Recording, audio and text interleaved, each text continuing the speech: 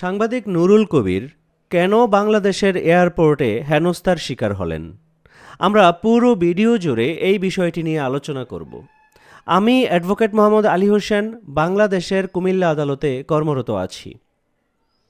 সাম্প্রতিককালে যখন সাংবাদিক নুরুল কবির কলম্বো একটা কনফারেন্সে যাচ্ছিলেন, সেই সময় এয়ারপোর্টে এসবির পুলিশ কর্মকর্তারা হেনস্থা করেছেন। উনি সেই অভিযোগ ফেসবুকে দিয়েছেন, বলতে চেয়েছেন আগের সরকারের আমলে ওনাকে যদি 1 ঘন্টার মতো হেনস্থার শিকার হতে হতো, এখন সেটা 2 ঘন্টা হয়ে গেল। তাহলে দেশের পরিবর্তন কি আসলো, বা কেন উনি এরকম হেনস্থার শিকার হলেন? এই বিষয়টা নিয়ে সারা বাংলাদেশে তোলপাড় চলছে, এমনকি অন্তর্বর্তীকালীন সরকারের মধ্যেও। অন্তর্বর্তীকালীন সরকারের প্রধান উপদেষ্টা জনাব ডক্টর ইউনূস এই বিষয়ে তদন্তের নির্দেশ দিয়েছেন। এসবি এই বিষয়ে দুঃখ প্রকাশ করেছে। ফার্স্ট প্লেস, কেন এই ঘটনাটা ঘটলো এটা আমাদের জানা দরকার।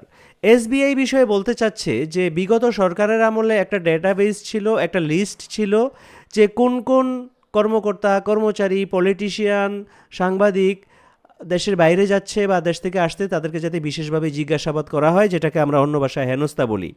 সেই লিস্ট এখনও আসলে আপডেটেড করা হয়নি, ম্যানুয়ালি করা হচ্ছে, তাই সবার নাম বাদ দেওয়া যায়নি, এখনও কারো কারো নাম রয়ে গেছে। অত্যন্ত ঠুনকো অজুহাত। বাংলাদেশ সরকারের এই অন্তর্বর্তীকালীন সরকার ক্ষমতায় এসেছেন 3 মাসের বেশি, 100 দিন পার হয়ে গেছে। আপনারা কি করেন অফিসে বসে বসে? একটা লিস্টই আপনারা এখনও আপডেট করতে পারেন না। আর আপনাদের কি সেন্ট্রাল ডেটাবেস নেই? একটা মানে আপনাদের কি মানে কম্পিউটার ডেটাবেস নেই? সেইখানে মানে কিছু মানুষের নাম বাদ দেওয়া, মানে এটা কয়দিন লাগে এগুলি করতে আপনাদের?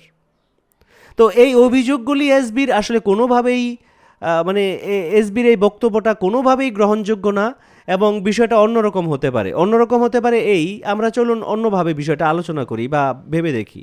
বিষয়টা এরকম হতে পারে, এই কর্মকর্তারা সম্ভবত গত সরকারের আমলে নিয়োগপ্রাপ্ত হয়েছেন।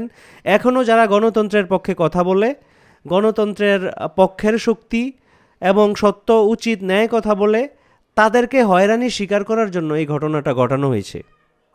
এটা হচ্ছে আমাদের চিন্তাভাবনা। আমরা ভুল হতে পারি, কিন্তু আমরা এরকম ভাবতেছি।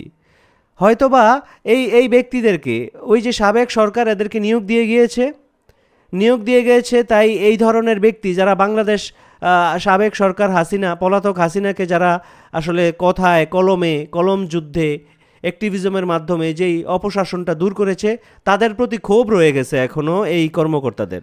এই ক্ষোভের বহিঃপ্রকাশ হিসাবে হয়তোবা এই নুরুল কবিরের সাথে এই ঘটনাটা ঘটানো হয়েছে।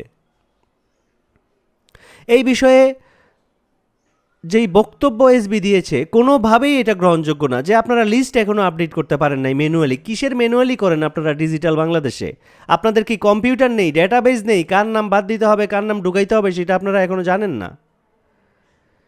সাংবাদিক নুরুল কবির ঢাকা ইউনিভার্সিটির পোস্ট গ্র্যাজুয়েট করা একজন ব্যক্তি। ইউকে থেকে উনি লেখাপড়া করেছেন, ইউএসএ থেকে লেখাপড়া করেছেন, বা বিভিন্ন বিষয়ে ট্রেনিং দিয়েছেন। বাংলাদেশের একজন প্রথিতযশা সাংবাদিক, নিউ এজের একজন সম্পাদক। ওনার মতো ব্যক্তি, যাকে সারা বাংলাদেশের মানুষ চিনে, নিয়মিত টকশোতে গিয়ে থাকেন, কলাম লিখে থাকেন, সরব একজন অ্যাক্টিভিস্ট, তাকে বাংলাদেশের কোনো মানুষ চিনে না, পুলিশ চিনে না, সেটা আসলে হয়? এটা সম্ভব? তাছাড়া আপনি এসবির মতো গুরুত্বপূর্ণ দায়িত্বে আছেন, এয়ারপোর্টে কর্মরত আছেন, আপনি এই সাংবাদিক নুরুল কবিরকে চিনেন না? ওকে আপনি ঘন্টার পর ঘন্টা জিজ্ঞাসাবাদ করবেন? উনি কি টেরোরিস্ট, না ওনার বিরুদ্ধে কোনো আপনার কাছে ক্রিমিনাল অফেন্স আছে? এগুলি বাদ দেন, ভালো হয়ে যান। আমি বর্তমান সরকারের কাছে অনুরোধ করব এই বিষয়ে যাতে যথাযথ তদন্ত করা হয়।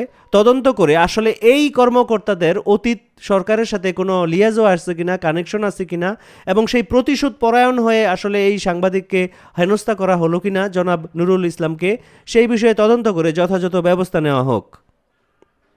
আমি নিশ্চিতভাবেই বলছি না যে এসবির ওই কর্মকর্তা গত সরকারের আমলে নিয়োগপ্রাপ্ত বা উনি হিংসা বিদ্বেষবশত কাজটা করেছেন, কিন্তু ওনার কাজকর্মে কিন্তু সেরকম মনে হচ্ছে। সাংবাদিক নুরুল কবিরকে আপনি চিনেন না, ওনাকে ঘন্টার পর ঘন্টা হেনস্থা করবেন এয়ারপোর্টে। অন্যদের বেলায় রাজনৈতিক লোকজন যে মানে দেশের বাইরে চলে যায়, তখন আপনারা কি করেন? যথাযথ তদন্তের ব্যবস্থা করে এই বিষয়ে ব্যবস্থা নেওয়ার অনুরোধ জানাচ্ছি বর্তমান সরকারকে। বন্ধুরা, আপনারা যারা আমার এই কন্টেন্ট দেখলেন, আমার চ্যানেলটিকে সাবস্ক্রাইব করে দিন। বাংলাদেশের রাজনীতিক এবং বিভিন্ন জাতীয় ইস্যু নিয়ে আমরা এই চ্যানেলে আলাপ করে থাকি। আপনারা সুস্থ থাকবেন, ভালো থাকবেন। আসসালামু আলাইকুম ওয়া রাহমাতুল্লাহ।